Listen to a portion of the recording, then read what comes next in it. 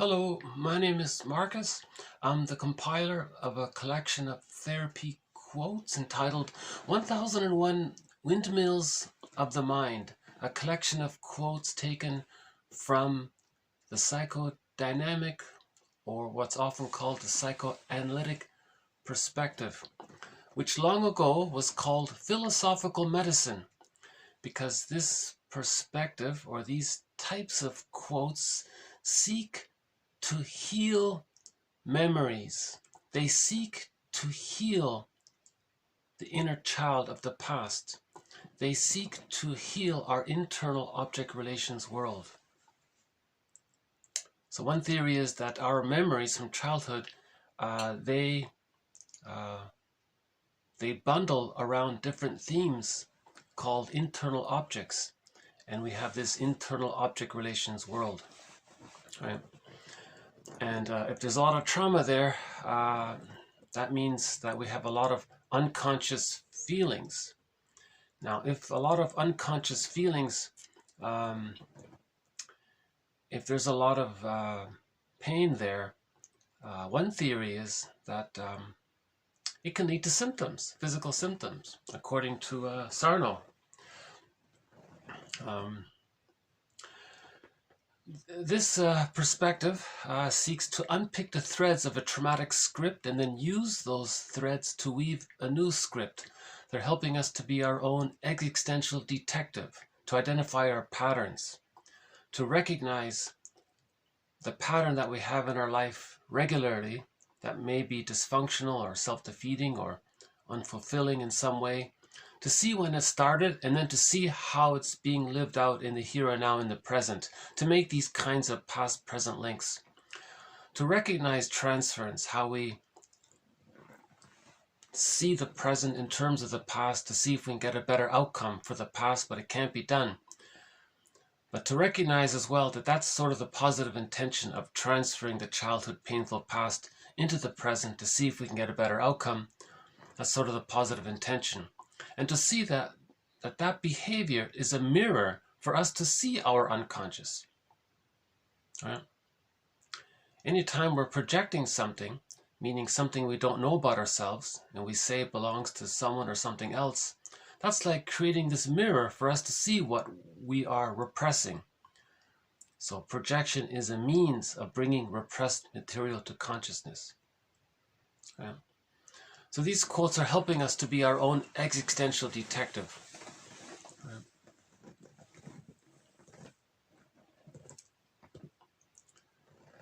If there's a lot of, the child temporarily creates images of his mother as good mother, bad mother, temporarily, right?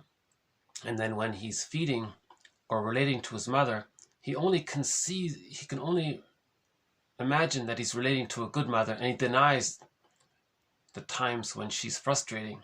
So that's split off, denied, repressed. But he may be bonded to the rejecting mother, but he thinks he's bonded to the good mother. That takes place temporarily up until the age of 3. But with enough love, this all gets sorted out and it leads to whole object relations. But if the frustration with the mother outweighs the love with the mother, splitting is still being used to deal with the anxiety. Right? Splitting precludes mourning. Splitting precludes access to the real self and the psychological birth and whole object relations and mutuality. Right? So one therapist says therapy is all about healing the splits. He calls himself a coach to help people to be their own metaphorical alchemist, meaning you get to the point where you consider that any kind of dissatisfying life is the result of the person experiencing more frustration with the mother than love with the mother. Then to look at those two sides and to somehow bring them together. If you can bring the two sides of the mother, right? So with splitting, there's the unconscious fantasy of goddess and demon. That's not realistic. The mother's an ordinary person. So if you can bring the two sides of the mother together and create an ordinary, realistic, general, flawed concept of the mother, as just being a confused young mother, a confused young woman who didn't know how to do it properly, and somehow forgive her that way. And there were some positive aspects to her mothering, although a lot of it was disappointing, but there were some positive aspects of it. And you have to keep in mind that if she knew what she was doing, she would have been a proper mother, right?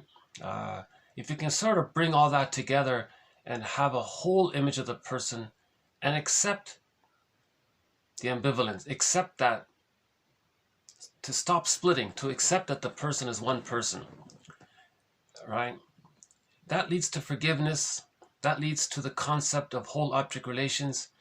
And that leads to getting the key out from under mother's pillow, which opens the cage where the golden ball is in. So this metaphor about the golden ball being in the cage, that's discussed in previous videos.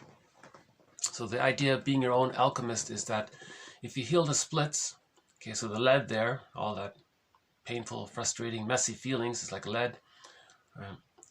You bring the part representation of the mother as being loving, the goddess, the part representation of the mother being frustrating, the demon. Bring it together. You have a whole new third image of the mother that's realistic and honest and closer to, and much more closer to reality. That she was just an ordinary woman doing the best she could, right? She may have been caught in her existential dilemma. She may have been caught in her existential net where she had trauma, and when there's trauma, there's repetition compulsion, right? Intergenerational trauma leads to that, so you have to understand some of these things. So these quotes are helping us to be our own caring witness, to be able to forgive the other. Reparation of the other leads to reparation of the self, right? So if we get to that place, the metaphor in Robert Bly's story, or Robert Bly's interpretation of the story, Iron John, he says that you're getting the key out from under mother's pillow. The pillow is a metaphor of an image of the mother in your unconscious as being an ordinary person, like one. Humans use pillows, so you see her as a human, a person in her own right? Not as a goddess or demon, not as the world's greatest, and all these idealized, exaggerated, fantastic ideas around her, or other people being so at the opposite end, So when you get to the place where you forgive the mother, right? Now in the story Iron John, the boy's golden ball is in a cage, but the cage is locked. You need the key. Where's the key? The key is under mother's pillow. But to get the key, you first have to create mother's pillow. Now, how do you create the mother's pillow? You have to bring the two sides of the mother together to form a whole concept. Then you find the key under the pillow, hence you get the gold, hence being our own metaphorical alchemist. Actually, in the last video, TQ 1767, in the first 45 minutes of that video, I tried to offer a sort of a summary of some of the main ideas around this project, 1001 Windmills of the Mind.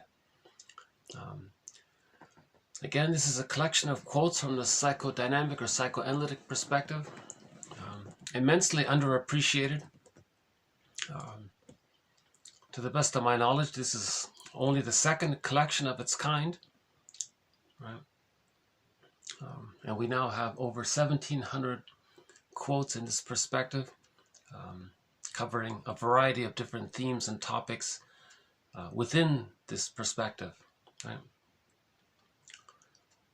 So again, the first 45 minutes of the last video marked TQ 1767. I think that offers a pretty good introduction to this project.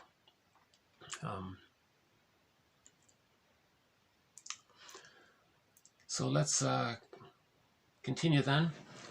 In this video, this will be sort of part 3 of our series of quotes on the work of Sarno, John E. Sarno. So the video marked TQ 1763 to 1766. That was part 1. The second half of the video, TQ 67 just mentioned, that's part 2 of Sarno's work. And this video here, 1768 to did I say it right? So part 1 is 1763 to 1766. Part 2 is 1767. Okay, so the second hour of that video, that's part 2. And part 3 is this video, 1768 to 1771. So I've done 3 videos. This is the third of 3 videos on the work of Sarno. Now his work is interesting because he's not a psychoanalyst and all this. He's a back doctor, a medical doctor who specializes in healing the back. And he got to a point, he said, where he thinks most of these back issues and sore necks and stiff shoulders and other symptoms as well, not just those ones, but those are the most common. He thinks they're all psychosomatic. Not all, but actually, I think he does think they're all The vast majority of these types of symptoms, muscle tension and so on, that causes pain, he thinks they're psychosomatic. He doesn't like that term, so he uses a synonym of it. So psychosomatic means mind-body. So he simply calls it the mind-body syndrome, meaning whenever the mind creates a symptom, that's called the mind-body syndrome. The common form of it, the common form that this takes, is that the mind restricts oxygen to the muscles, hence the pain. So he calls that tension in the muscles. So his jargon for this is TMS, tension, muscular something or another syndrome. I'm not sure the proper term. Everything related to the muscles. So tension, and then musculoskeletal, tendon, filament, nerves. What is it, that soft tissue that's in there? Whenever the brain reduces blood flow or constricts the blood vessels in those areas, the result is that the muscle tissue and the nerves and so on, they get less oxygen, and the end result is pain. So there's a physical pain. Yeah. So the cause of this physical pain is not some organic problem with the person. It's psychological. Sarno's slogan is think psychological, not physical. If you have a physical pain, jump to the psychological. Where do you feel spiritual suffering in your life? Emotional suffering in your life? Where do you feel lonely or angry or upset and you're not wanting to admit it? Those kinds of things. The psyche seeks wholeness. There's an innate drive for healing, so the unconscious wants to be made conscious. And if the person is not voluntarily participating in that effort, there's a sort of rebellion almost, and the body bears the burden. But the positive intention is that the body expresses the unconscious difficult feelings. Okay, so again, symptoms reveal, but they also conceal. You're not fully aware of it, but you're partially aware of it, and you're not sure about it. So it's a sort of compromise. So Sarno says, look at this. Consider how the psychological can affect the physiological. Right? So his main message is the psychological affects the physiological. More specifically, he means unconscious anger. Right? But he's blunt about it. He says it's not just anger, it's unconscious fury or unconscious rage. And all that pain, it's too hard to accept that. So the person So the system somehow creates a symptom as a distraction from it. So focusing on your physical pain keeps your mind on the outer issue of the physical pain. That keeps your mind away from the emotions. So it's a kind of intellectual, it's keeping you intellectual, so to speak. You're focusing on the body and you're thinking about the bodily symptom. Yes, you're feeling physical pain, but it's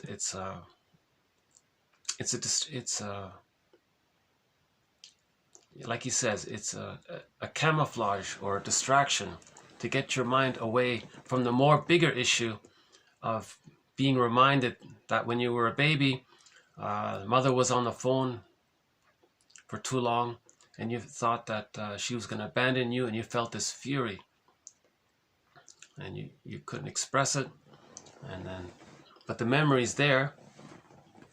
Now remember, in the unconscious there's no time, so it's alive there, it's still there in the unconscious. And if this doesn't get addressed, there's this one author says there's this voiceless, silent screaming of an unbridled, blind rage in the unconscious from that. And it's still going on. And that leads to the symptoms, because the person can't feel that, or it can't admit it. That's the theory. It sounds uncomfortable. No one likes this topic. Now, Sarno is has a strong personality, so people like that. So he was very popular in his day. He wrote 4 books, and unfortunately, I don't find any of his lectures on the video online, but his 4 books are available. So I think I covered most of his ideas in parts 1 and part 2. So in this part 3, I just sort of pick up on it a little bit and add a little bit to parts 1 and part 2. So let's begin. Okay, so nature has created a mechanism whereby we can avoid being aware of unbearable feelings. What it does, nature gives us physical symptoms. Okay, psychogenic symptoms are meant to be a protective distraction. Okay, so these physical symptoms, the sore neck, the back pain, and so on, they're protective distractions. They're protecting you from the more serious pain that a person can't tolerate or bear. So they're protecting you in that sense. All defense mechanisms. Okay, so physical psychogenic means psyche, mind, genic, caused by. Okay, so physical issues, symptoms, problems caused by the mind, psychogenic symptoms. Okay, these symptoms, okay, psychosomatic symptoms are a defense mechanism. In general, all defense mechanisms, including psychosomatic symptoms, or mind-body syndrome, or TMS, whatever you want to call it, all defense mechanisms are there to protect a person from anxiety. The anxiety they can't accept, they can't feel, they can't bear, they can't bring it to consciousness. It's too painful. Yeah. So defense mechanisms are a protective maneuver. They're a protective distraction, he calls it, or a protective camouflage. Now these symptoms are a mirror. They're revealing what's in the unconscious. The unconscious is constantly trying to communicate with our conscious. That's what he means by nature. Right? There's an innate drive for healing. Okay, so one metaphor of the unconscious is that painting. Let's see if we can dig it up here. This one here. So one metaphor of the unconscious is this one here. Okay, it's called, so in 1923, okay, there's an oil and magna on canvas. The painting is called Stepping Out by Roy Lichtenstein. But what it is this is his unconscious. and it's split off from him. He's not aware of it. And it has a mind of its own. It can, right? And this is sometimes called the stranger within, the second self, the secret self. Okay, there's someone living my life and I know nothing about him. It's the one who walks with us, who's not like us, but who is us. So this is a part of his mind. This is his unconscious, and he's not aware of it. You see, but the unconscious wants to have a relationship with the conscious. It wants to be integrated, you see. So this is what he means by nature, that there's this innate drive for healing. Now everyone has an unconscious, that's fine. The question is, what's in it? How many painful memories are in there? Maybe a few, it's okay, but it can't be that. If the childhood was constantly, chronically traumatic, then the unconscious there's a lot in there, in the unconscious. So they want to be accepted, right? So we want to be our own caring witness. Grief is healed when it's witnessed by caring others. So we are tasked to be our own caring witness, you see. Now, if it's too much and we're not, we don't feel confident enough to accept the idea that the mother was so rejecting, because to do so would mean that we would need to separate from her psychologically. But in normal, natural, healthy development, the child separates the mother on the condition that he has first received her love. Now, how does a child separate from a mother if he never got the required love to do so? Remember, if the child gets enough love, he gets basic trust, ontological security, he feels safe, he feels secure. Then he explores, he can know himself. But if the mother didn't offer that for whatever reason, he's still waiting. Fairbairn says the more unavailable mother's love is, the more the child needs her and clings to her and is stuck there and is still waiting. So he's in a catch-22. He needs mother's love to find himself, right? So he's waiting for it, but he's not going to get it. So he can't find himself. So he's stuck in this catch-22. He can't be himself, so he's going to wait. But the waiting is useless because the mother's not going to change her ways. So he's stuck there. Right? That leads to the double bind. If he stays bonded in the negative tar pit, the negative symbiosis with the rejecting mother, that's painful.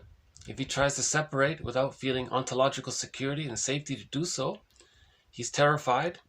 So he's in a double bind. He feels exaggerated feelings of being engulfed by the mother in his memories, or exaggerated feelings of being abandoned by her if he tries to become autonomous. So he's stuck there in this catch-22 double bind. Yeah.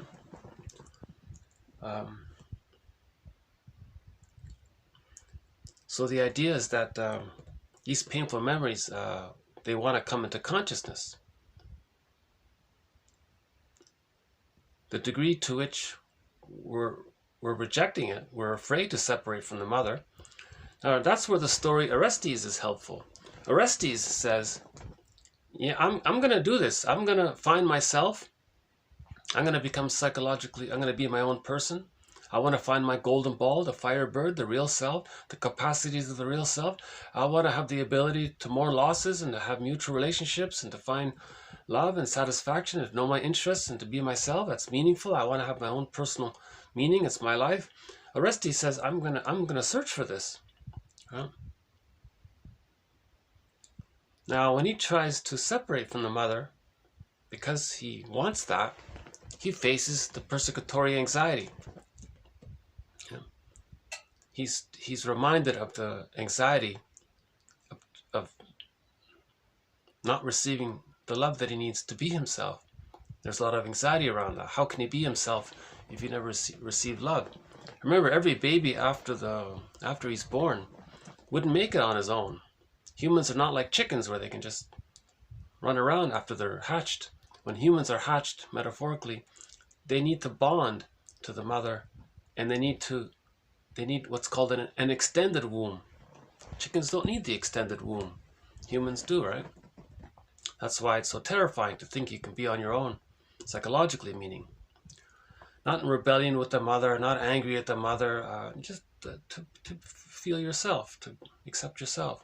We're not talking about an exaggerated false pseudo-independence where you're in. Wow, that was quite a tongue twister there. Where you're in rebellion with the mother and the world. Right? Yeah, so Orestes faced the persecutory anxiety, and the metaphor for that, the fantasized personification of that anxiety. So that's the Furies. That's the metaphor of that anxiety of leaving the mother when you didn't get mother's love. That's the Furies. So he's feeling that anxiety. Now he separated from the mother. So that story is a metaphor or an allegory of a boy separating from the mother when he couldn't do it naturally. A child does it naturally when he gets love. If he doesn't get the love, how does he do it? That's the story of Orestes. So he's going to do it anyways. Yeah. Because again, he wants to find himself. He wants to know what his interests are. He wants to know what his hobbies are. He wants to know what he likes. He wants to feel joy. He wants to have his feelings. He wants his firebird. He wants the golden ball. He wants all that. He wants to be what he was naturally meant to be. That's nature's way. He wants relationships to be mutual. He wants to enjoy the mutuality, to love and be loved. So he wants things to be normal. He wants to be healthy and normal. So he faced the persecutory anxiety. Yeah. Now in that story, nature, personified as Athena, she said, okay, you got it. You did it. And the Furies were converted into the gentle ones, meaning his feelings became soft, gentle feelings within. So in one story, they're protective feelings. When you're in touch with your feelings, it's like they're a guardian to yourself. They serve you. So the feelings served him. So first the feelings were attacking him, persecutory anxiety. Remember, the Furies were chasing him. So they were attacking him. Okay. They were converted to the gentle ones, helping him, serving him, protecting him, being a part of him. He accepted his feelings. So Orestes accepted his feelings. So he went on that hero's journey. You see, it's very similar to Odysseus. Okay, he did the same sort of journey, and it was difficult. It was so difficult that he felt this temptation to not do it. So there's Odysseus, right? He wants to find his golden ball, his firebird, his feeling self. Now, in this story, the feeling self is represented by the marriage to Penelope, right? That's a metaphor for his feelings, right? Now, so and there's a voice within him, the sirens, saying, "Oh, this is too difficult. Just stay a mama's boy. You can be a playboy. You can be rude to others. It doesn't matter. Just stay loyal to your mother. She needs you. She can't live without you." He says, "Well, look, that's not how it works. Mothers are there to love their children so they can become autonomous. I didn't get that, so I got to do it on my own." "No, you don't have to do it on your own. It's too difficult." So he tied himself to the mast, or another version is he put wax in his ears, and he moved forward. You see, and so he was very similar to Orestes. See, so Orestes and Odysseus are two of our heroes, mentors, inspirations for this project. Remember Odysseus in the story, he visited the hell scene and he saw Sisyphus in there. And when he looked into Sisyphus's face, he saw it was him. It was his face. So he saw that he was living in a repetition compulsion, right? Putting others down to communicate that his mother put him down. Not loving others to communicate that his mother didn't love him. So he was doing some repetitive action around the trauma with the mother, and he was stuck there. He saw Agamemnon. That's a metaphor for how we betray our feelings. So that was a part of him. Again, every character, every scene in a myth or fairy tale represents one psyche. An entire myth represents one psyche, traumatized psyche. An entire fairy tale represents one psyche. Okay? It's like a dream. You wake up in the morning, everything in your dream belonged to your mind. It's all one psyche. Right? So dreams and fairy tales and myths, they're soul stories. Stories of the soul. Stories of the psyche. One psyche, your psyche. Okay, one psyche. Okay. So my personal theory is myths represent trauma early on in the first year, and fairy tales represent the traumatized psyche in the second and third years. That's an original idea. You heard it here first, right?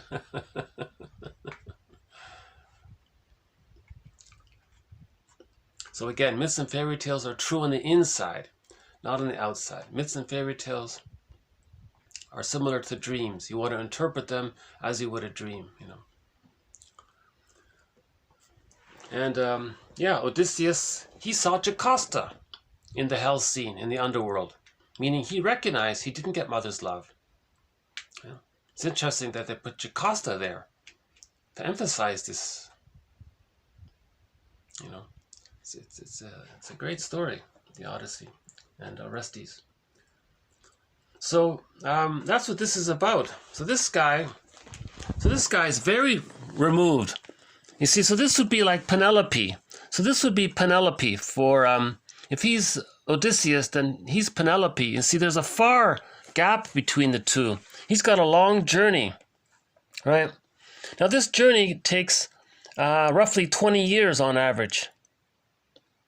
Right? So he's far removed between his detached, false, unfeeling self and his feelings and meaning and connection to himself. He's quite separate. He's very traumatized, you see.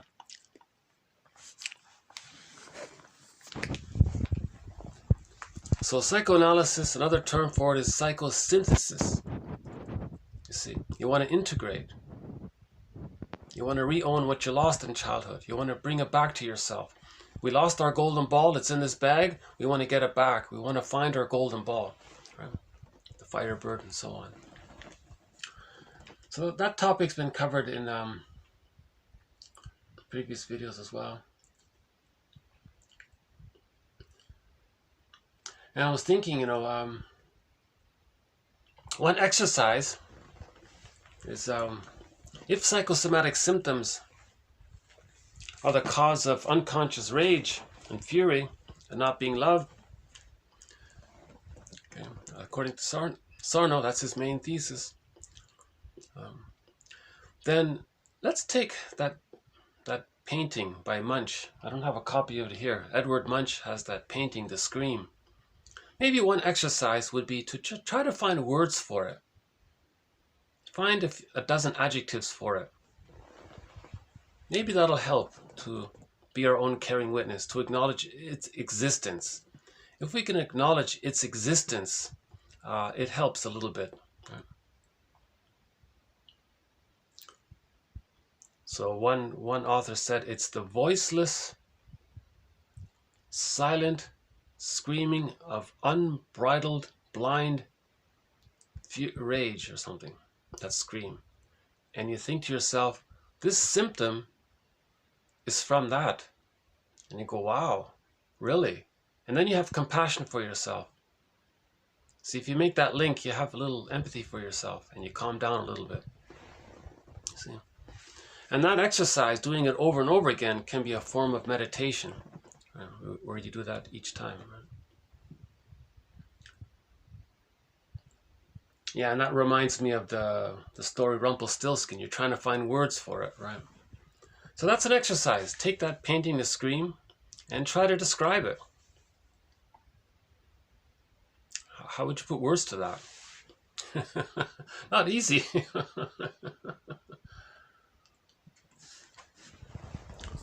Okay, the decision maker in the brain, okay, so that's the ego, has decided that the overt expression of perinatal to early childhood rage would ruin the person's life, and to prevent that from happening, it automatically initiates physical symptoms in the body. we are all programmed to react to inner tensions with physical symptoms. Okay?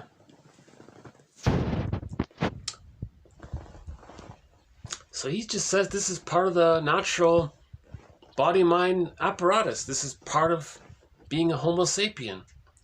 This is part of every Homo sapien has this sort of psychobiological mechanism. If there's too much painful memories from childhood, we can't feel it. We distract ourselves by creating a bodily symptom. Not just bodily symptoms, but it can come out in other ways too. The unconscious can slip out in other ways too, through a difficult personality, right? Through a disorder of the self in terms of their personality. It can come out in things they say that they regret later, or maybe they don't regret and don't care. That's a symptom. Yeah. So there are many ways that the unconscious is trying to is trying to find consciousness where it was ego shall be, right?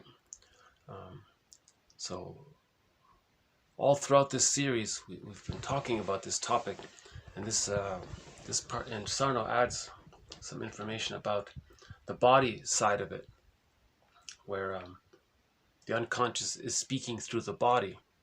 The unconscious is speaking through the body, and we're meant to be conscious of that fact. Right?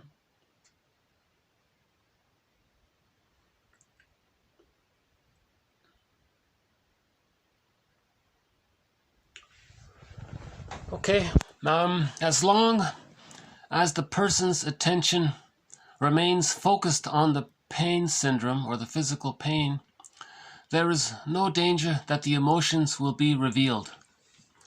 Okay, so that's the nature of a defense mechanism. You're not aware of what you're repressing. It keeps it repressed. The purpose of a defense mechanism is to make you not aware of the pain. You see? So when you have that stiff shoulder, the purpose of it is to make you not aware of the pain that caused it. That's the nature of a defense mechanism, right? If a person was unloved as a child and they feel self-hatred because of it, and then they're not aware of it, then they find themselves saying how other people are so bad, okay? So meaning they've identified with the aggressor, okay, and do to others what the mother did to them, to communicate what their mother did to them, and they're not aware that they're using this negative magic gesture. So negative magic gesture is a defense mechanism. That defense mechanism, the purpose of it is to not let him be aware that he was unloved as a child. You see, it's too painful. So he engages in prejudice to say that he was unloved, but he doesn't want to be aware of it. At the same time, it's revealing it. Now the revealing of it through his behavior it's like a mirror for him to see that he was unloved as a child. That's how the unconscious is trying to make itself conscious, by creating these mirrors. Defense mechanisms are mirrors, either through the body or through prejudice or through difficult personality patterns or through any kind of dysfunctional repetitive activities. These are all mirrors to communicate. That's the unconscious. That's their way of communicating themselves to us, because the unconscious seeks to be conscious. It seeks to be reintegrated and owned. Okay? The ghost wants to be laid to rest and become a helpful, gentle feeling. So the fury wants to become a gentle one. That's the bottom line, right? The furies, the goal is to make them the gentle ones. And the rest of you.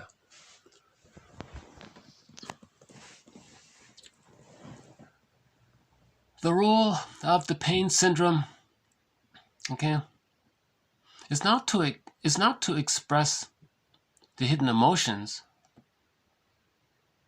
although it is actually, but to prevent them from becoming conscious. Okay, a defense, okay, to distract the attention of the sufferer from what is going on in the emotional sphere. Okay, so he's just talking about the basic purpose of defense mechanisms. to distract the attention of the sufferer from what is going on in the emotional sphere. So the pain syndrome,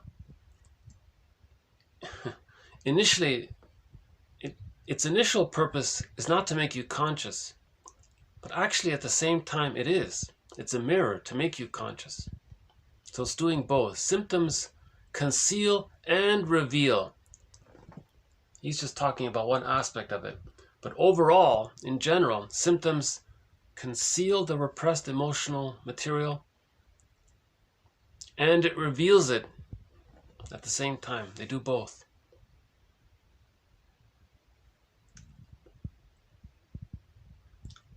Yeah, I highly recommend the parts 1 and part 2 because I feel like I really covered it. The specifics of it. I think I covered the specifics of this mechanism in more detail. I feel like in part 3 I'm sort of winding down.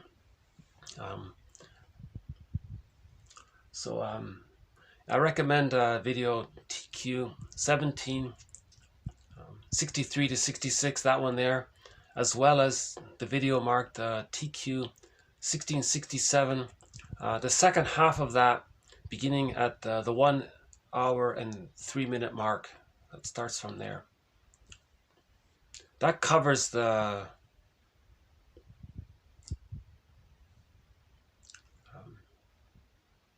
I think those two presentations really kind of I think I was able to convey the message, Sarno's message, in those two parts.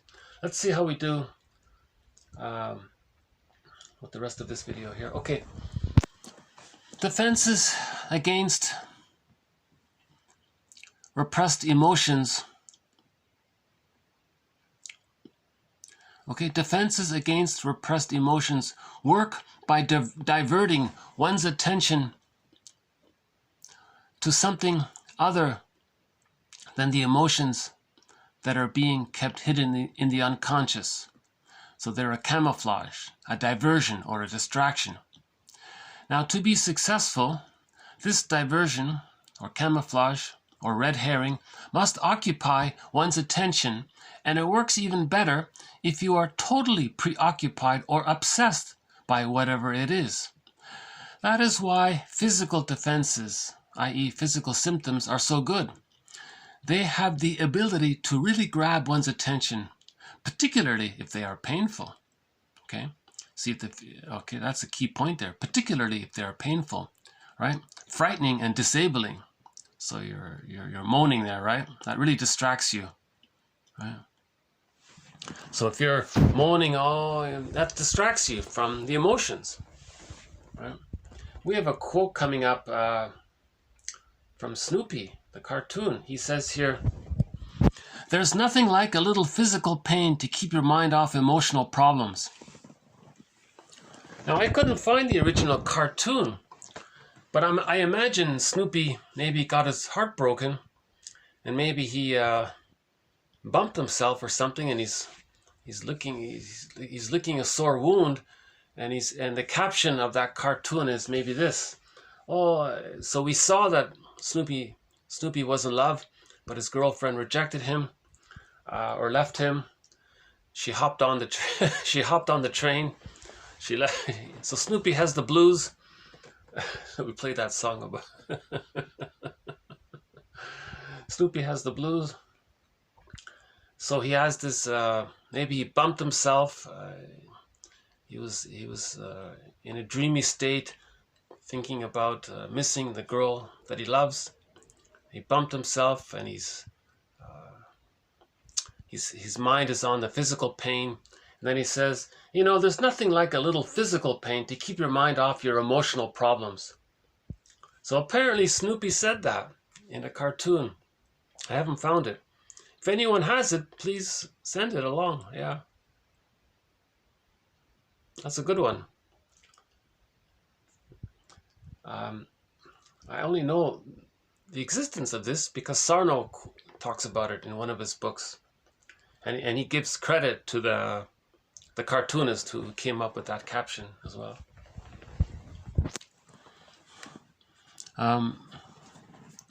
Okay.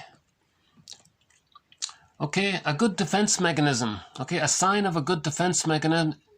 A sign of a good defense mechanism is that it will not be recognized for what it is, that no one will know that something is being hidden. This is exactly what happens with TMS. Okay. So that's his lifelong campaign to promote this message. That's the purpose of TMS, meaning sore neck, stiff back, right? It's to make you unaware of your emotions, like that Snoopy cartoon. Right?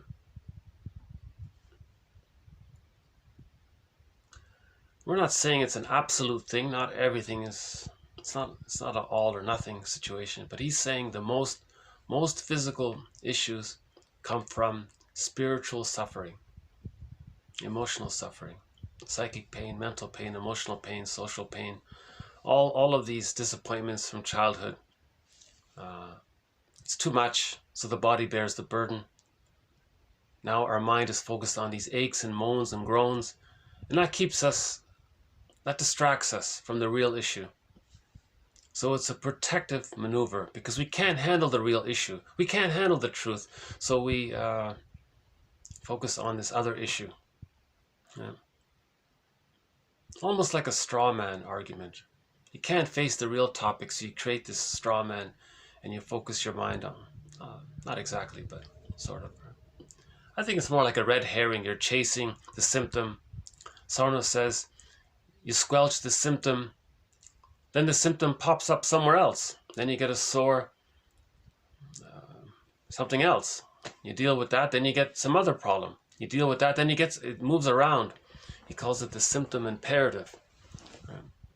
Squelching the symptom doesn't heal the what caused that symptom.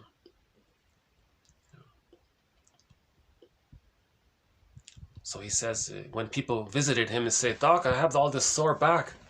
Well, tell me about your childhood. And if they do, maybe they feel relieved and they feel a little better. Oh, I think that worked. That helped. I don't know about all of his testimonials. He has these incredible testimonials where he gave a lecture for 1 hour, talked about this material, and hundreds of people felt relief. Maybe some did to some degree. Everyone feels better when there's empathy and understanding. I don't know if it... Anyways, it's a question of degree, right? Okay. So, next one here. Okay, so he gives an example. Oh yeah, so he says it's not just sore back, sore shoulders, and sore neck. He says it can be other things too. For example, a sore jaw muscles. Okay, the TMJ syndrome. Okay, bruxism, right? The TMJ syndrome, teeth grinding, produces pain in the muscles of the jaw that most dentists attribute to abnormalities in the temporomandibular or jaw joint. Really? He says, I don't think so. He says, I have found that what's going on in the jaw muscles is similar to the TMS process in the back. The site of pain is muscle. It's not the bone or the joint. It's nothing to do with that. The cause of the pain is that the muscle is not getting enough oxygen. The brain is not sending enough oxygen to create a pain there, to distract the person that when they were a baby they weren't fed properly, or they were abandoned, or they were ignored, or maybe a whole host of things could have happened. Yeah. I tried to give a little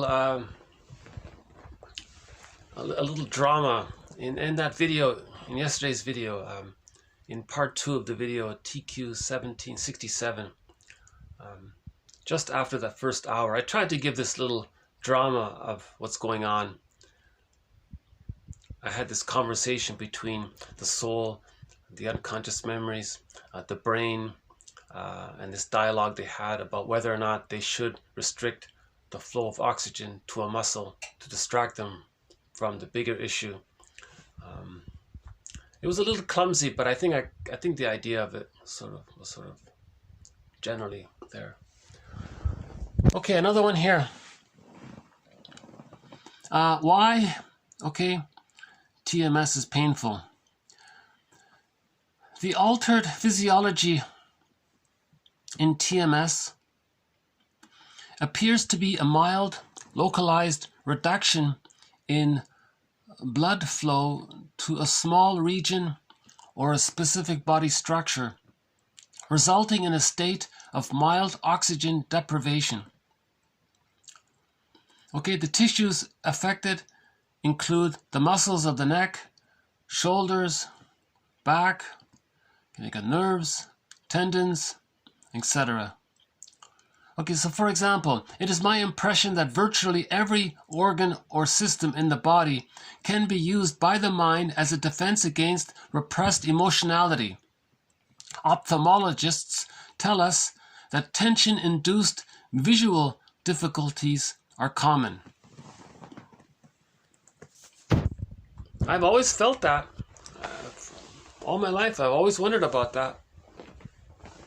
The need to wear glasses, right? That means there's some childhood trauma, probably. You know, I believe it. Yeah. So that's TMS, right?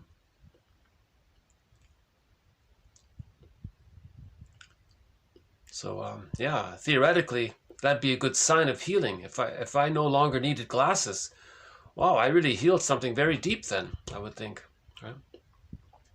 So he's saying that the TMS process can affect the tissues or the muscles in any body system. It can happen anywhere in the body, right? It can happen in the eyes, in the jaw, in the back, neck, muscles, knee, elbows, the feet, I think he said, the legs, the arms. It can happen anywhere, he said. Okay, it is perfectly acceptable to have a physical symptom in our culture, but people tend to shy away from anything that has to do with the emotions. It is one more reason why the mind will choose a physical rather than an emotional manifestation when confronted with unpleasant emotional phenomena.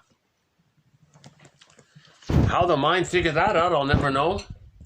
He says it's socially acceptable for people to talk about their physical ailments. People get together and they talk about, oh yeah, I had this sore neck here. Yeah, I got this sore back. Oh, you got, who did you see for your sore back? Oh yeah. And they talk about, and they keep everything at the physical level. So in social society, we always talk about the physical things. No one's going to talk about, you know, what was your childhood like? What happened? Because you need to feel safe with somebody to do that, and everyone's maybe testing the other person to see if they feel safe with that person. So maybe in the beginning they talk about the symptoms, and if people feel safe with them, maybe that leads to why the symptoms are there. But maybe no one ever passes that test, so we're stuck at that symptom, talking about the physical issues. So in other words, if your friend tells you, oh friend, I've got this real ache in my shoulder. If you say stop whining or something, it's all in your mind. What are you talking about? Oh, it'll go away, forget it. You're missing the point. The sore shoulder is just a trigger for the deeper issue. Right? It's just like a little a signpost to the deeper issue, and you're ignoring the signpost. And you say to your friend, oh, just ignore that signpost, it's nothing. That's why people feel disappointed. Well, I wanted to talk further about it because there's spiritual suffering underneath that sore shoulder. Oh, Now you tell me. Why didn't you say that in the first place? People don't know that, right? So that's the whole thesis of TMS. That emotional upsets are causing physical upsets. That physical upsets are a sign of the emotional upsets. So someone tells you about a physical upset, they're testing the waters with you to see if you will unconsciously accept that he's really talking about an emotional upset, even though the person's not aware of it. Interesting, right? Yeah. You see, this approach really encourages people to think about their emotions more.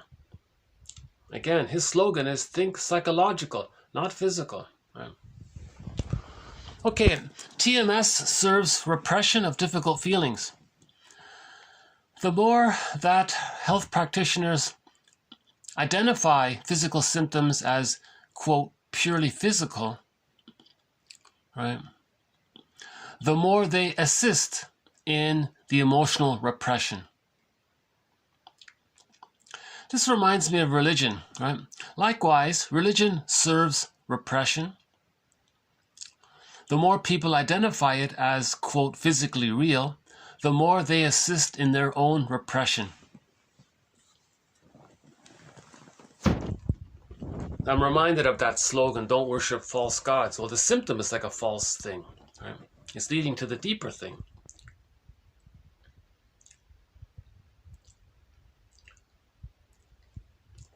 Yeah, so we have I won't get into it here, but one of our threads in this series is the psychology of prejudice.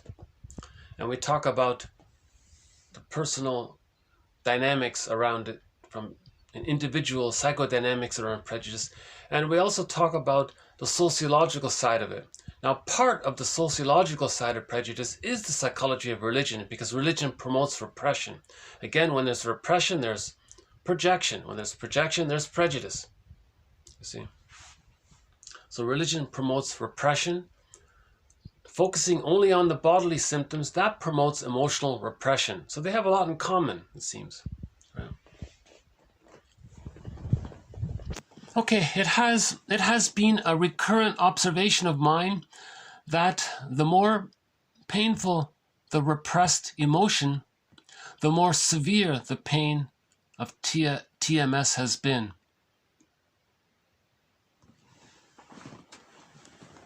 So he thinks there's a correlation. Right?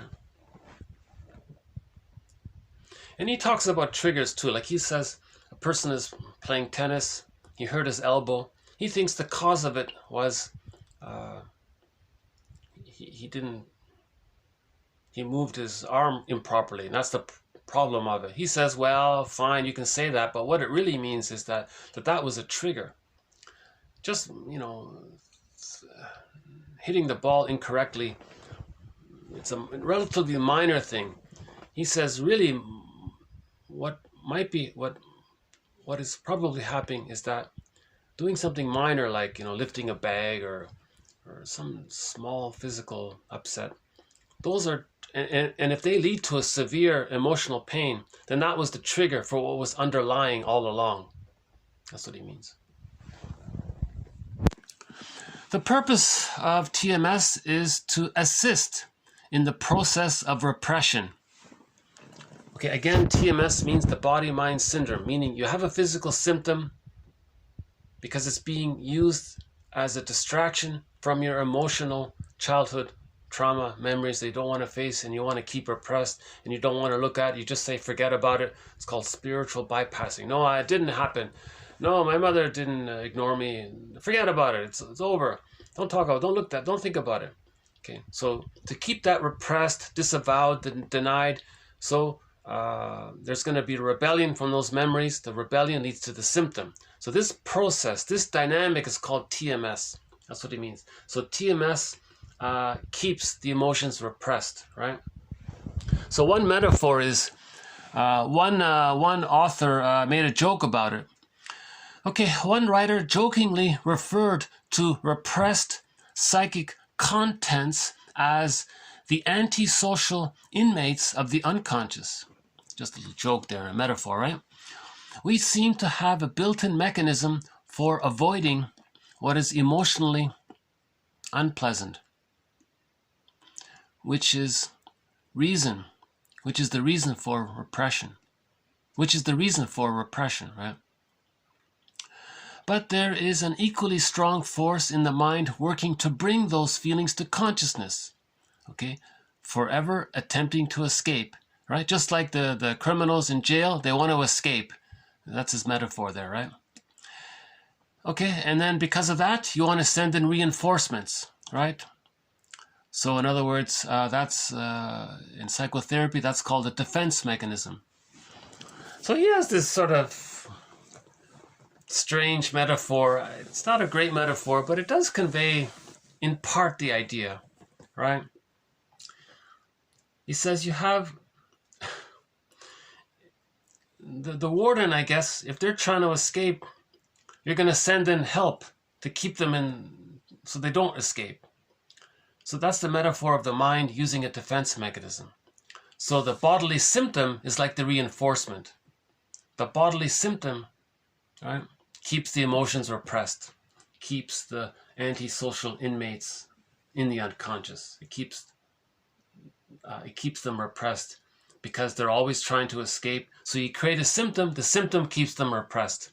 So symptoms promote repression. Religion promotes repression.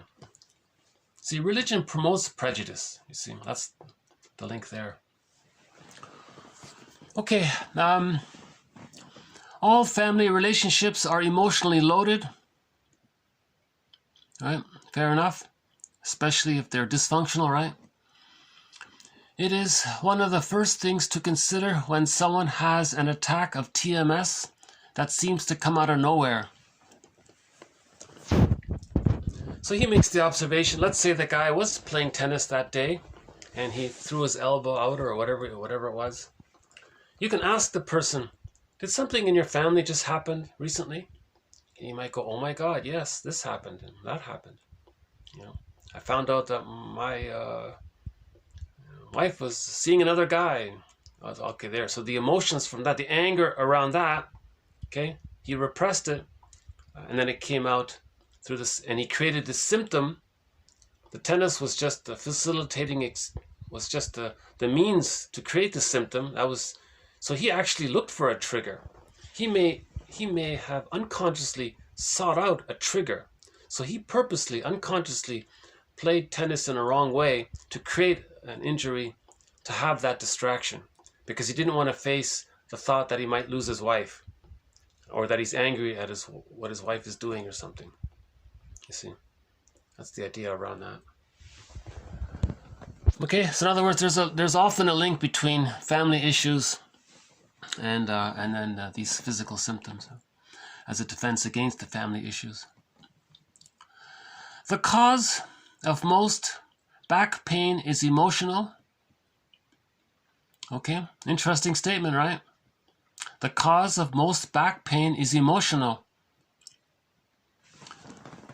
You know, I would think intuitively that makes sense, right? The cause of most back pain is emotional. Intuitively, that might seem to make sense. For example, for the years between 30 and 60, okay, so these years between 30 and 60, okay, they are the ages that fall into what I would call the years of responsibility.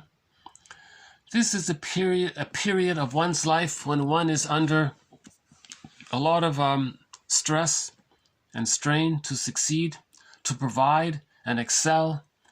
And it is logical that this is when one would experience the highest incidence of TMS. I think he was saying, if I understand it correctly, a lot of these late midlife physical procedures, it's from TMS. He says a lot of them aren't needed. A lot of these people should talk to somebody. Run to the nearest talk therapist, psychoanalytically informed talk therapist, rather than to some kind of pain clinic or something. It is one thing to accept the concept that the mind has great power over the body, but quite another to internalize that knowledge and to understand it on a deeply personal basis. He's got a person. There's the key there, right? It is one thing to accept the concept that the mind has great power over the body. We go, yeah, okay, we can all agree on that. But quite another to internalize that knowledge and to understand it, to feel it, to experience it for one's personhood on a deeply personal basis. So how does it apply to you? How does this general knowledge apply to you personally? That's a very personal. So the person has to think in their mind when they're relaxing, oh, I've got this stiff muscle. There's some unconscious anger. Where's this coming from? Yeah, I can imagine in childhood these things took place and the anger is still there. Remember, it's timeless there. So, and if you make that connection, maybe you can calm down a little bit. And I think he was saying some meditators, some forms of ancient meditation are about that. I don't know exactly. It's interesting that some 5,000-year-old meditation is in relation to what we're talking about now. Yeah. So I'm just going to guess here. So let's say you're sitting in the lotus position or something, and you notice a sensation. Aha! Hello, sensation. I welcome your presence. I accept that you're there. I notice it. Now I'm going to search for why it's there. And I'm going to consider that something from long ago happened. And that you're communicating that to me. And I'm going to make that link. And I'm going to sit in presence with this link. So you sit in presence with the link. You sit in presence with the past-present link. That's being your own therapist, right? That's being your own caring witness, to sit in presence with the past-present link, right?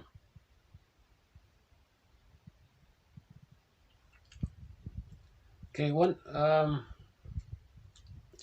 this last one here is a little bit interesting. I forgot the context of why he said this, but here it is anyways. An intellectual genius may be an emotional baby. An intellectual genius may be an emotional baby. There's no correlation between intelligence and emotional maturity.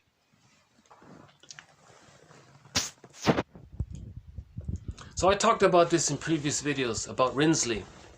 Rinsley discussed this quite a bit.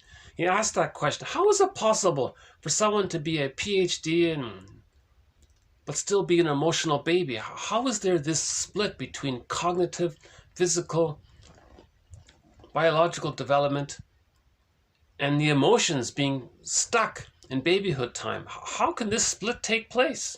He says. So I'll leave it to the earlier videos to explain that. But that's the theory, that there is a split between intellectual development and emotional arrested development.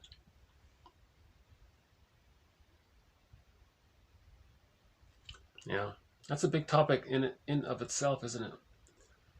Okay, the next one is that Snoopy quote. I think this Snoopy one, yeah, I share Sarno's enthusiasm for this caption to this cartoon. It sort of summarizes the whole thing, doesn't it? There is nothing like a little physical pain to keep your mind off your emotional problems. So you can imagine Snoopy with a tear running down his cheek, and in the background you can see the girl there hopping on a train, running off with another guy, and he fell down and he bumped himself and he's got a bruise, and he's holding on to the bruise and he's saying ouch to the bruise. And there's the caption there in the cartoon. It says, there's nothing like a little physical pain to keep your mind off your emotional problems. That summarizes the whole thing, doesn't it? So he created, right? He couldn't handle the emotions of being abandoned by the one he loved, so he created this physical pain as a distraction. That's sort of a general summary of the whole thing, really. Symptoms, right, are not exactly physical substitute for bad feelings. No. Symptoms are players in a strategy designed to keep our attention focused on the body to prevent dangerous feelings from escaping into consciousness. Right? So that also summarizes the Snoopy quote there. Right? Okay, the last one here is a very general statement. I believe... Oh, still recording. Hold on a sec. Yeah. Okay, the thing just beeped on me here. Okay. Oh. Still there? Okay. I believe that when a person tells you there is pain, what they're doing is they're telling you that there is discomfort. Okay, fair enough. But it may not be a physical pain. Okay? It may be a metaphor for anxiety or depression or spiritual suffering. A metaphor for spiritual suffering. All right? So when he says he's got pain, he's speaking in metaphorical terms. What he's really saying is he's saying that he has spiritual suffering. Okay? Emotional suffering, psychological suffering. Right? Emotional suffering. We use the word pain in quotes for physical and emotional distress. Right? And sometimes people don't make that distinction very well. Okay? Now, she was the head of a pain clinic herself. Right? So she's also a medical doctor. She says people come in, oh, I have all this pain, I have all this pain. You mean you have emotional pain? Oh, yeah, I guess I do. But I didn't know that. But now that you say it, I guess I do. But I didn't know that I could talk about it. Society only acknowledges physical pain. Society doesn't acknowledge emotional pain. Well, not completely. You can look up in the Yellow Pages, look up for a psychoanalytically informed therapist. They acknowledge emotional pain. And if you acknowledge your emotional pain, then the physical pain will go away. Really? Okay, I'll do that then. I'll give it a try.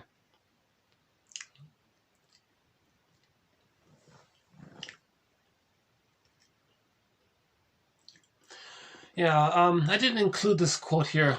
I leave it as a question mark, but I'll just mention it briefly. Sarno has this theory. I'm not sure about it, but if a person has the narcissistic pattern, unresolved grandiosity. Remember, if a person has the narcissistic pattern, they think it's all about them, they're so important. These individuals will regard aging, getting older, as an insult. It'll be a narcissistic injury because they think they're little gods. They're so important. They're going to live forever. Remember, it's timeless in the unconscious. So a lot of people in late midlife might get some kind of physical ailment. This physical ailment is in response to the anger that the person unconsciously feels at getting older, and he doesn't want to admit because it's an insult to his narcissism. So aging is an insult to a person's narcissism if he has narcissism. Everyone has it maybe partially to some degree, or to one degree or another. If a person has it to a high degree, then he thinks that maybe a lot of people in their 50s and 60s or whatever who need a physical procedure, he thinks a lot of these things are TMS. They're the rage that the person feels at getting older. And he doesn't want to accept that because that's an insult to his feelings of being so important and being so special and so powerful. What, getting older? That's an insult to him. He's supposed to be like a little magic man. He's invincible and all these things. He's denying getting older, and that's but the unconscious recognizes it, so he's unconsciously angry at it. He may consciously brush it off. He'll sing the song, "I'm 18 till I die. I'm gonna stay a youth. I'm gonna be a teenager forever." Right? But he may develop some symptoms. So all of these procedures, medical procedures, or whatever,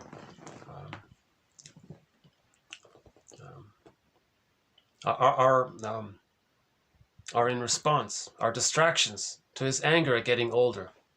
I leave it as a question mark. I didn't include it here, but it's in one of his books.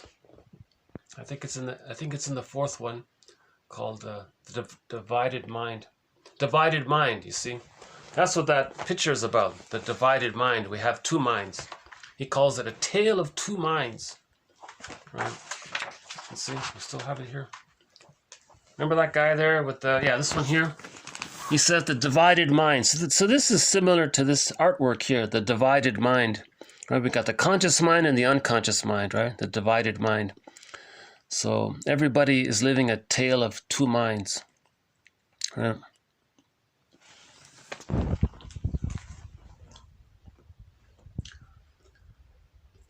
Okay, I think I'm gonna leave the Sarno's work for now. But the thread on The Body Bears the Burden will continue in this series. It's not over. We have a lot more work to do on it. That's a very difficult thread. This idea that unconscious feelings, that there is such a thing as unconscious feelings. I think we have a quote coming up about that. Hold on a sec. Just as a preview to it, let's see. Yeah, one poet says, unconscious feelings astir with their own secret life. Right? Unconscious feelings astir with their own secret life. T. Flanagan. Right? One must learn to think of these unconscious feelings in real terms and understand that they can influence, even wreak havoc in our lives. That's Sarno again, right? Again, unconscious feelings, okay, astir their own secret life in the unconscious. And Sarno says, you have to learn to think of them in real terms because they can wreak havoc on your lives. In other words, give you a symptom. These unconscious feelings are real, and you got to treat them as real because they're going to give you a symptom. So if you don't treat them as real, if you ignore them, you're going to get a symptom. But if you treat them as real, you might not get the symptom. That's what he's saying there.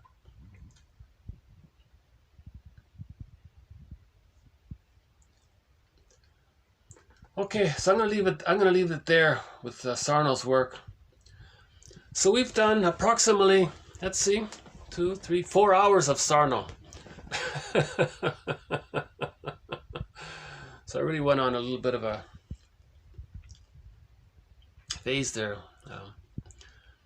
But I'm gonna, for myself, I need to let some of these quotes digest in for myself. So I need time to let these quotes work on me and see how it goes from there. Because I think about them a lot now. He's really got me thinking about this body-mind connection. To be more aware of unconscious feelings. It would be very convenient to just say, oh, just ignore it. But if you do, you're going to get a symptom. Some people say, fine, I'll get a symptom. I'll get a procedure. And then if I get another procedure, fine, I'll get everything. And they just keep on doing it.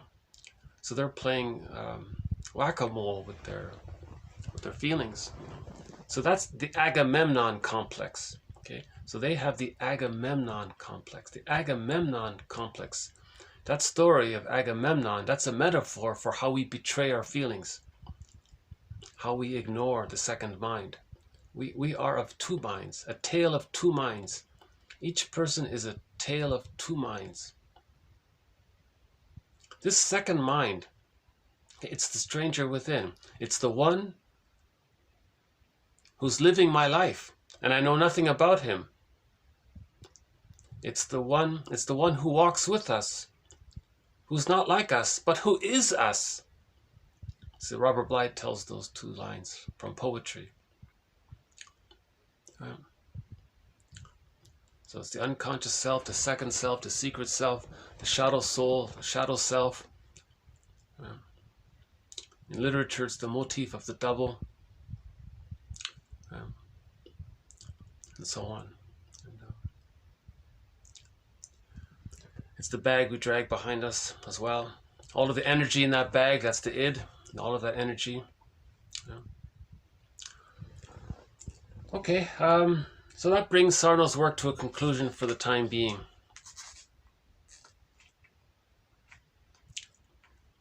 So yeah, if you're interested in this topic, again, as mentioned earlier, part 1 is covered in the video marked TQ 1763 to 1766. Part 2 is in the video marked TQ 1767, beginning at the 1 hour and 3 minute mark.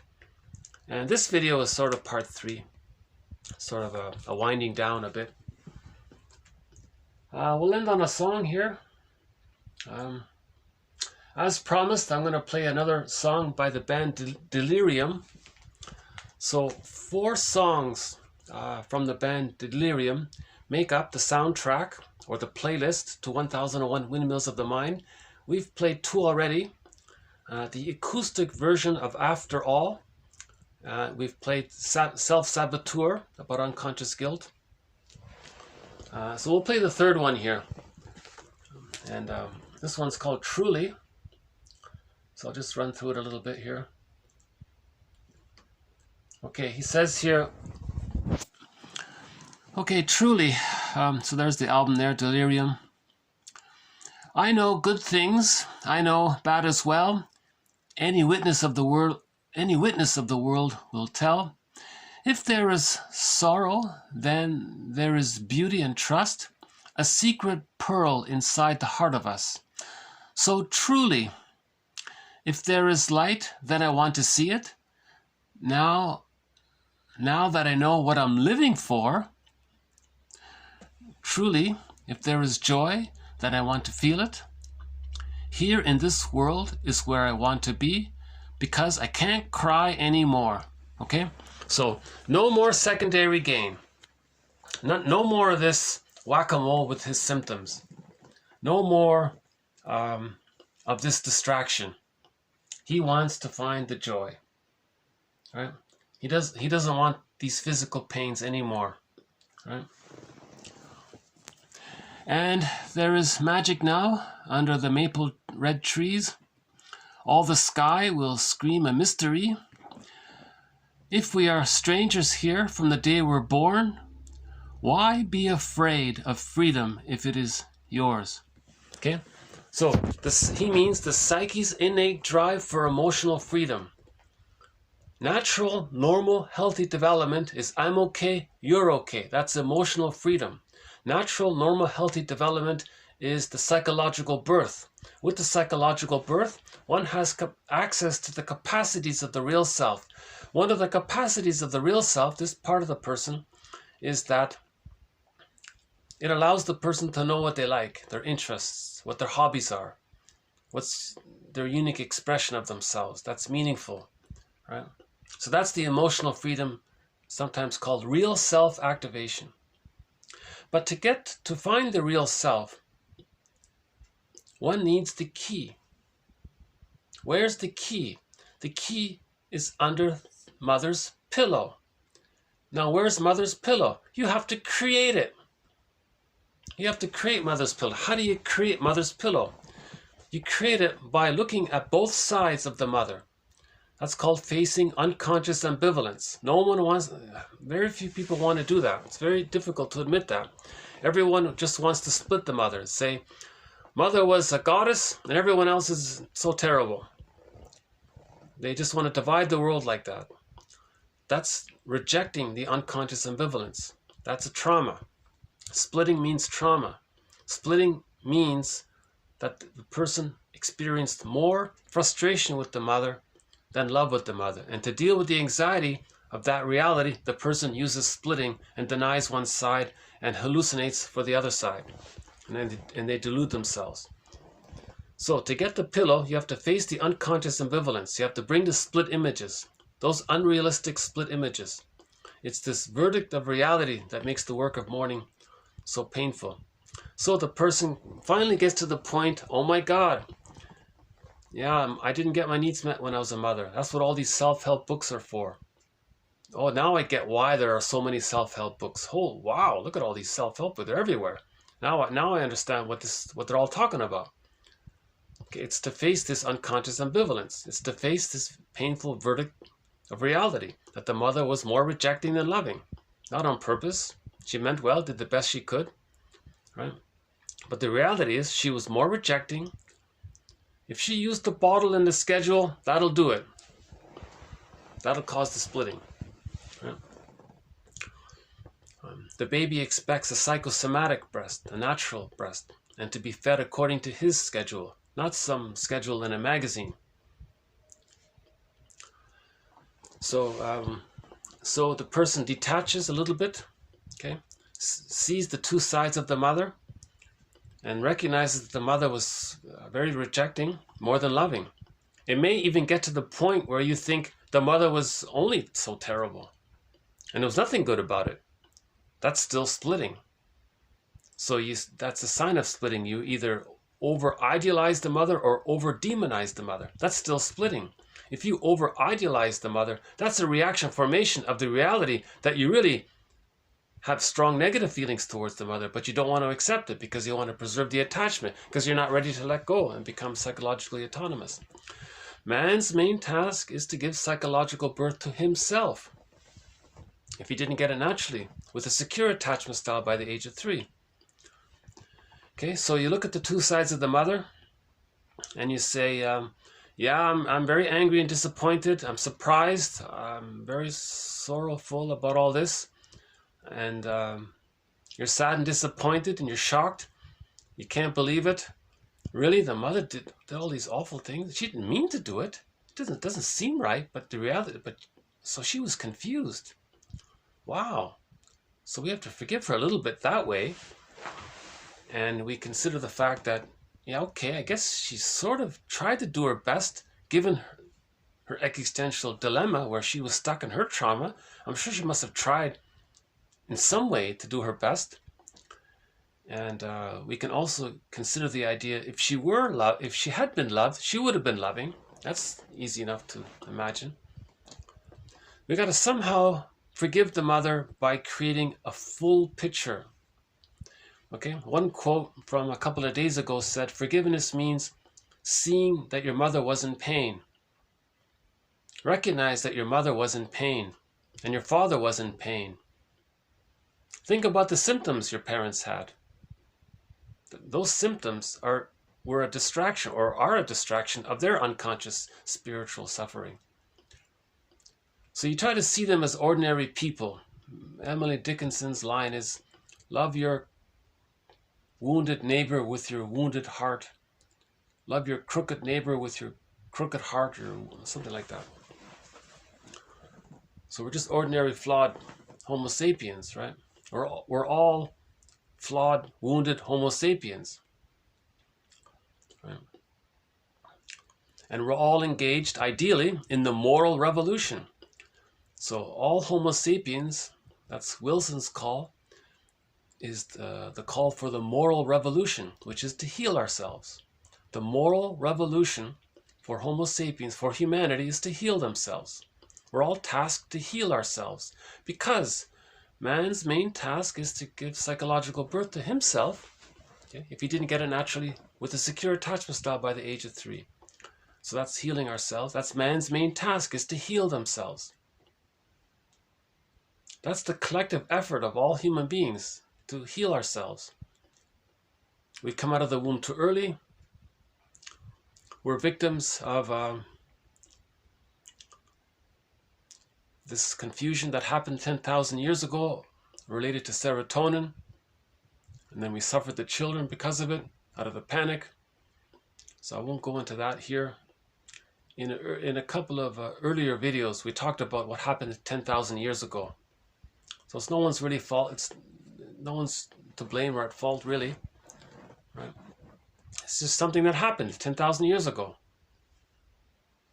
related to serotonin, and with the discovery of farming and agriculture, we got all this serotonin, and then we were afraid to lose it, so we panicked, and in the panic we suffered the children. We traumatized the children to make them prejudiced, so that they would think that they're okay and others are not okay, to get others to do all the work to preserve their serotonin. Then we created religion to facilitate splitting and repression, and so on. That's a whole thread of itself. But back to the song. So she says here, I don't want this physical pain anymore. I don't want this distraction anymore. I want to know the joy. I want to know the light. I want to know the beauty and the trust and the mystery and the secret pearl. I want to know the mystery. Okay, again, I know good things. I know bad as well. Okay, so that's healing the splits. Okay, mother was good and bad. Good breast, bad breast. You want to heal the splits. You want to acknowledge both sides. Okay, so there's sorrow and there's beauty and trust. So there's two sides. Now, when you bring the two sides together, you get the golden ball, or the secret pearl. Okay, the pearl is a symbol of wholeness. That pearl is like the pillow. It's a whole round image, right? That secret pearl is like a pillow. Under the pillow or under the secret pearl, right, there's a key, right? So truly, if there is light, yeah, I want to see it. I want to find my real self. I want the psychological birth. I want the firebird. I want my I want to know I want to know what my hobbies are. I want to know what I like. That's what I'm living for. That's meaningful. Right? If there is joy, I want to feel it. Okay? Joy. The serene, inexhaustible fullness of being. If you want to feel joy, one quote describes, actually, the Tao Te Ching, this one here, Lao Tzu, right? He says joy is the serene, inexhaustible fullness of being. To feel a wide range of affect, the real self allows that. The real self allows a wide range of affect, including joy, right? So she says she wants to feel that joy. To feel that joy, she has to find the real self. She has to find the pearl, the pillow, the pearl. To find the pearl, she has to know good and bad. You see, good and bad. Bring it. You amalgamate the memories of when the mother was loving and the memories of the mother was frustrating, and amalgamate them to accept the reality that she's one person. It's hard to do. It sounds simple to say, but it's hard to do. It's easy to split it. No, because you're too angry.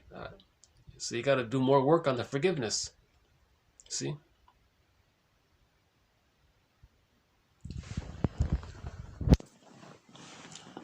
Again, I know good things, I know bad as well. Any witness of the world will tell. If there is sorrow, then there is beauty and trust. Okay, so that's the two sides. Good breast, bad breast. A secret pearl inside the heart of us. Okay, so there's whole object relations. So, truly, if there is light, I want to see it. Okay, that's a psychological birth. I want my psychological birth, right? Okay, that's what Odysseus was saying, right? So he tied himself to the mast there. He said, I want my psychological birth. Remember that image, that stamp there with Odysseus? Right? He's saying, I want my psychological birth. So all of these things that this song is saying, that's what Odysseus is saying. And the sirens are saying, oh, that's too difficult. No, don't find your joy. Right? Don't find a secret pearl. Don't find your happiness. Just stay with the physical pain. You know. So Odysseus is singing this song, right? because I can't cry anymore, right? So now I know what I'm living for. You see? Now we know what we're living for. It's this journey of healing. We're living for this journey of healing. Because as we heal, we're moving closer and closer to our true selves, to the real self part of the self. Right? That's meaningful, right? Okay, and then, yeah, there's magic, and now there's, okay, now you find, all right, so living in the present, the beautiful maple trees, mystery, right? Why be afraid of freedom if it's yours? All right, this is natural. Why be afraid of psychological birth if it's yours? Okay, the psychological birth is meant to happen. The psychological birth is yours. So but why be afraid of it if that's what's meant to occur? Just like a biological birth is yours, a psychological birth is yours. But it got interrupted. It's called arrested development. But it's still yours. So you want to find your psychological birth. Man's main task is to give psychological birth to himself. That's what he means here. Why be afraid of psychological birth if it's yours? Why be afraid of psychological birth if it's yours? It's yours, right? It just got interrupted somehow, right? By the mother who was confused. Okay, so forgive her and then heal yourself. So truly, if there is light, then I want to see it. Now I know what I'm living for. If there's joy, I want to feel it. Here in this world is where I want to be because I can't cry anymore. All the world is calling out my name. All the world is saying, okay, it won't be the same now when you have your psychological birth. The sky is showing how it's going to be. Okay, nature, right? And I'm scared. I'm tired of being like me. That's a good one, right? She says here, I'm tired of being Sisyphus. I'm tired of this repetition compulsion of doing the same thing over and over again. You see? That's what he means there. I'm tired of being like me. I'm tired of doing the same old excuse. So if he's in a relationship and he's trying to change the partner or accuses them of being too demanding or too abandoning, he's projecting. He didn't find the golden pearl. He hasn't found the whole object relation. So he's tired of this painful drama around repeating the childhood scene of not forgiving the mother. And you're repeating it, and you're wanting someone in the present to be the good mother, to heal the past, but it can't be done. And this repetition compulsion is a tiring thing, right? So truly, if there's light, then I want to see it.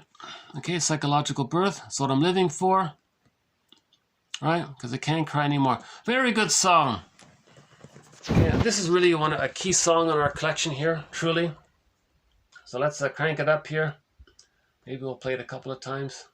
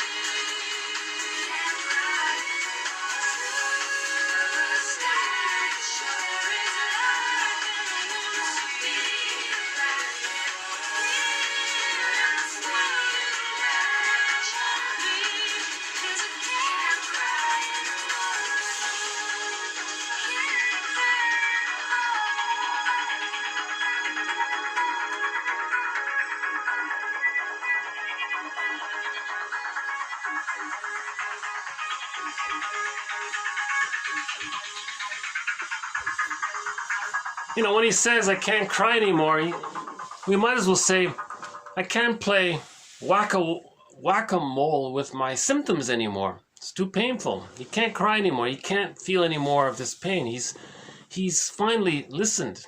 They finally accepted that the symptoms are an expression, are the result pointing to, a sign pointing to unconscious fixation of early development, of where the mother was more rejecting than loving. And that's what we have to face. That's the hero's journey, to face that. That's a great song. Maybe we'll, I think we should play that a second time. Maybe we'll see if we can get a different view here. Hold on a sec. Whoops.